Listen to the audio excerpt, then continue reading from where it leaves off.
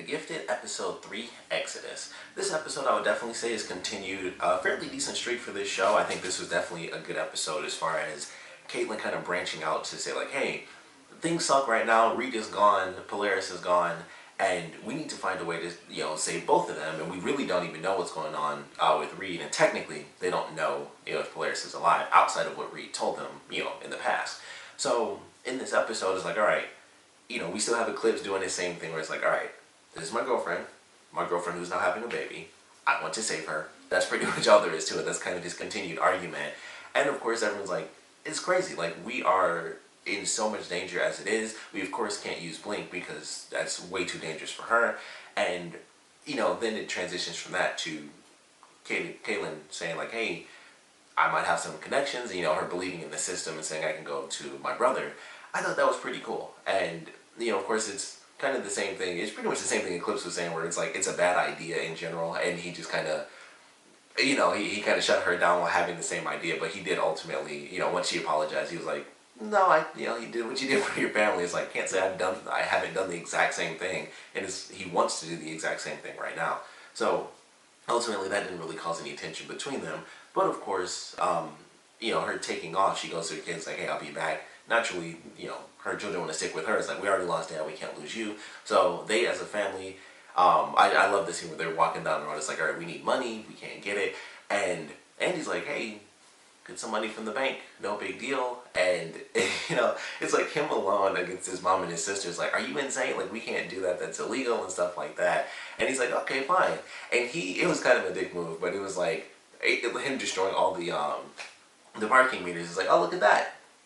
Bank is safe, which it would have got them busted. In reality, they totally would have been busted. All these meters being broken like in a straight line. It's like, oh, let's just follow that line. But it was really funny. It was like, see, bank safe. And then of course now they have to pick up a bunch of quarters instead of breaking an ATM, which would have had a camera on it anyway. So in a sense, they kind of would have been screwed just because of the simple, the whereabouts, and be like, okay, well this happened, so let's check the footage. And then they probably would have found them faster, and it would have been the Sentinel services rather than her brother's neighbors. So if they did actually do the ATM thing, they probably would have been in a lot more danger, oddly enough. But, they end up getting all the quarters, they give it to the taxi driver, which, honestly, I thought that's how they would get busted. The taxi driver would be like, what the heck is going on here? And he's sitting there and they're kind of looking, and it's like, they had to, randomly give him like $1 billion quarters, and then, it just would make you a little bit suspicious. So I thought that's what was going to play out, but ultimately, they have their time with the kids, with their uncle and their cousin, and, Kitty is talking with her brother, and it's like, hey, I need your help. I didn't ask when Mom was dying, and this is someone that they hadn't seen since her mother's funeral. So it's like, I know we're still family, you don't want to see her like that, and I never asked, but now I'm kind of asking for your help. And it's crazy. It's like, you can't, he wasn't being a dick about it, so he was cool throughout the episode. But it was one of those situations where it's like, you can't hate him for not wanting to help. Where it's like, I could go to jail just for letting you guys in, which is true. And then, just like with what she's doing, he's like, I have to look out for my family. I have my son here. My wife who's out of town right now. I have to look out for them just like you're trying to look out for your own. And it's like, you can't be mad at him because there's, it's the Sentinel services, like the way they've operated so far. It's not like you can kind of pull one over on them and it's easy. So it was like, yeah, I can't be mad at him, and he let them spend the night, and unfortunately, that led to a situation where Andy and his cousin, he was kind of gave him like the crappy nickname Destructor or Destructo, and so he's like, hey, do something with the with this trophy that I got, and then ultimately it went through, and he's like, I'm not going to do that. It can't really control my powers and stuff like that. But he ultimately ended up getting angry because he saw one of his friends who he went to school with since, like, I think he said like 2nd grade or something. They spray painted his house and put it up, on the internet, and it pissed him off. And so he ends up slicing a line, through this trophy, which I thought was very cool because I thought he just bent it when they first showed it. But the fact that he kind of split it down the middle, but not that far, like he was mad, but it was like a tiny bit. I was like, that's, that shows that little, that little bit of control that he can have if he ultimately decides to. So I thought that was very cool, just because it was like, okay, here's a small taste of what he can do, and when he eventually gains control over his powers, he can do little stuff like that, where he like cuts through something really fast, or maybe he tears it. I guess technically he'd be tearing it. But I was like, okay, that's a cool little moment. And that leads to their cousin taking a picture and sending it to his buddy, and his buddy's father ends up seeing the picture on the phone. It's like, oh, okay, well, there are mutants in town. Let's gather up our guns and go kill some people, I guess. I don't know what they really thought the plan was, because it was like, I don't know. I mean, they knew that it was, they know the situation because of the school. It's like, it's these two kids specifically, so, like their uncle mentioned, it's like, I can't, me going to like the golf club or whatever, people won't look at me because, of course, I'm related to you. Like, you are my sister, and that's my niece and nephew. So, it was just interesting. They apparently were just like, we'll just go to his house and, I guess, shoot them, or, threaten to shoot them at least. And then, naturally, during this moment is when, Johnny and Marcos end up getting there, and it's like, hey, which I love that scene when they wake her up, and she freaked out. She had like a knife under the pillow. That was actually really funny. Like, she was prepared to stab somebody in the morning. But, they end up finding her, and of course that's when the neighbors come along. So they have to get into a conflict because Andy, the whole episode, he was getting kind of dark. He was like, let's steal the money, and they're freaking out. I was like, we can't do that. That's illegal. I was like, well, let's fight them and stuff. He kind of got close to being like, well, let's just kill them, that sort of thing. Definitely going that Magneto route. I don't know how far they're going to push that, but I was like, he's almost got the powers anyway. It's not magnetism, it's telekinesis instead. But it's like, he's definitely powerful. I wouldn't be surprised if he could, at some point, fly, if he could, control himself. But definitely interesting how dark he was getting in this episode. And of course, his uncle goes out and is like, hey, you guys need to go, and he gets headbutted, or not headbutted, but well, it's not pistol whip. He got hit with the butt of a shotgun, so it's not exactly a pistol. It's much worse. So he gets knocked to the ground, and they walk up to the door, and that's where we get that scene, which was in the promo for the episode, which I was kind of waiting for that moment, because I was like, Andy, when he shows his powers, it's always entertaining, because it's always a very tense moment, because he's that character who, he's almost like the exact, actually, now that I think about it, him and Blink are kind of in the same realm. Like, when they have that fear, when they need to get out of a tough situation, that's what they hold on to the most, and that's what allows their powers to work. Because that was like Blink's whole thing, is that typically it works because of fear. Like, she's freaked out, like, I have to live right now, and that's how she's always able to escape. And with Andy, it's kind of the same thing. Like, in the worst situations, that's when his powers kick up. Outside of that moment, when he broke the trophy, where it was just like, he got mad, but he was able to like calm it down. It's like a little bit of rumbling, and then, he got it. But blows that door wide open, and then of course it's like, well, I think we're fighting now, because they were trying to avoid it. But it's like, okay, I think now's the moment. And of course the guy picks up the shotgun, and he's gonna shoot Andy, and so that's when Marco steps in, lights the thing up, and then they have to find their way, out of this crappy situation. Ultimately, they're able to get in the car. They go through this whole chase sequence, and that's when basically two of the three stories kind of merge together, because naturally in this episode, after everything that Blink went through, and after, everything that they're still going through, needing to find Polaris, needing to find Reed, also needing to get an escape by the end of this episode, we have Blink practicing. Like, that's her whole thing, is that she's practicing to make her portals and control it outside of fears. Like, taking that one emotion that you always use and transferring it to something else so you can, gain that control. And she was working on it, and it just wasn't paying off for her. And so she has this moment, and they tease it early on because it was super obvious. It was like, it hardly was even foreshadowed. It was just obvious. It was like Johnny talking with his ex-girlfriend, whose name I wish I could remember, and him saying, don't use your powers on her because that leads to crappy stuff. And he mentions, I believe, a guy named Walker and a woman named Eve. No idea what that means, but it doesn't seem like her powers go away. It doesn't seem like she can implant a memory and then be like, okay, let's just, take that back. It seems like once they're there, that's what they believe. And that, I understand why that is so insanely dangerous. Because if she could just say, you believe this and now you don't, sorry I had to do that to you, that's really simple. Like, the person will probably be mad because they were used, but if you can just implant it and then, detach it from them, that's simple. That's not that big of a deal. It's still using them, so naturally it's like, alright, just don't do that because it's crappy. But of course, we knew it was going to happen, and it all comes down to this moment where it's like, they have to save everyone, pretty much. They got to save like the family, as well as basically the two leaders, or seemingly the two leaders. I mean, technically Marcos came in kind of late, but he's like, one of the main members now, at least as a character. So, it comes down to this moment where it's like, we need you to make this portal, and she can't do it, especially with it being an entire vehicle.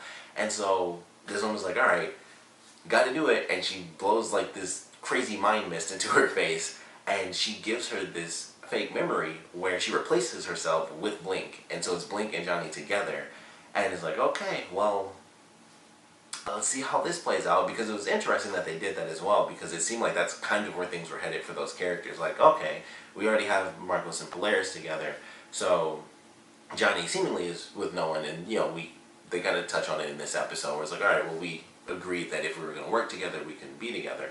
So it's like, all right, that basically means it's going to be left open that Blink and Johnny could ultimately end up together.